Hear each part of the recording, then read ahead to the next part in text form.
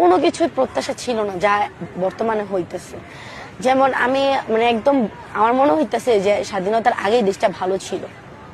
কারণ আমি যদি বলি কোটার জন্য কিন্তু হাসিনা দেশ ছাড়া নেই।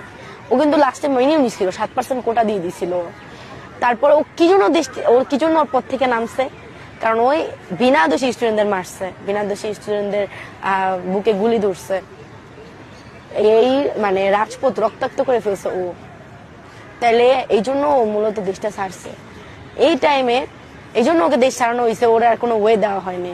সেম কাজটাই এখন হইতেছে। কোনো কিছুই প্রত্যাশা ছিল না যা বর্তমানে হইতেছে। যেমন আমি একদম আমার মনে হইতেছে যে স্বাধীনতার আগেই দেশটা ভালো ছিল। কারণ আমি যদি বলি কোটার জন্য কিন্তু হাসিনা দেশ ছাড়া নেই। ও কিন্তু লাস্টে মেনেও নিছিল, 7% কোটা দিয়ে দিছিল।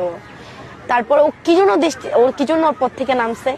কারণ ওই বিনা দোষী স্টুডেন্টদের মারছে, বিনা দোষী স্টুডেন্টদের বুকে গুলি ধরছে, এই রাজপথ রক্তাক্ত করে ফেলছে ও।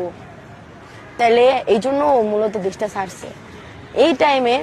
এই জন্য ওকে দেশ ছাড়ানো হয়েছে, ওর আর কোনো ওয়ে দেওয়া হয়নি। সেম কাজটাই এখন হইতেছে।